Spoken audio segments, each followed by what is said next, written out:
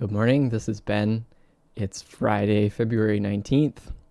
I have been posting on Fridays a 5-minute sermon, but I don't have a scripture text to talk about today. I just had a story that I wanted to share. I think sometimes we forget as Christians how strange or different a lot of our attitudes can be compared to the rest of the world. And I was struck by this recently because something I do in my spare time is I play video games with a group of guys that I've met online. I say group of guys. They're not all guys, but anyways, that's not important. I play video games with this group of people that I've met online. And there was a situation a couple months ago where there was a person who had joined us and they were making other people in the group feel really uncomfortable. And did not really fit with the group very well at all. And there were some initial efforts made.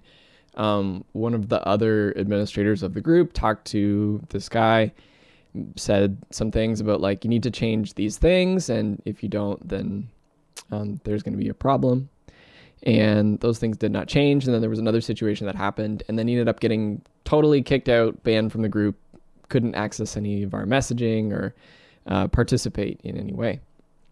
And it was the right thing to do for that particular group, but I was thinking about how that kind of thing would go in church, and how because of what we believe, and big themes in the Christian faith, that we're all made in the image of God, that we believe that Jesus Christ died for everyone equally, changes the way that we deal with those kinds of things. So when somebody comes to our community and there's issues, or maybe there isn't the best fit, or it's a little bit strange, whereas in a secular or just sort of regular public context, we might kick that person out of the group or banish them or whatever. In a church context, what we do instead is we bend over backwards to try and accommodate them, or try and resolve the conflict, or try and make it work, because that's our way of expressing love and welcoming people into belonging.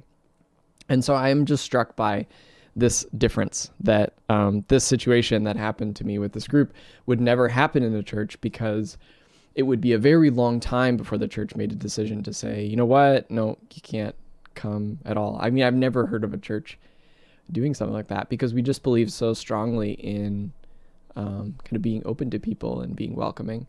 Even if we have disagreements with people, we'll sit beside them and worship, and be willing to worship together. And I think that's a really beautiful thing. I think that's something to, for all that we do that's misguided, I think that idea that we welcome people kind of no matter what is a beautiful thing. So that's what I'm thinking about this Friday. So hope you have a good rest of your day, and we'll see you next time.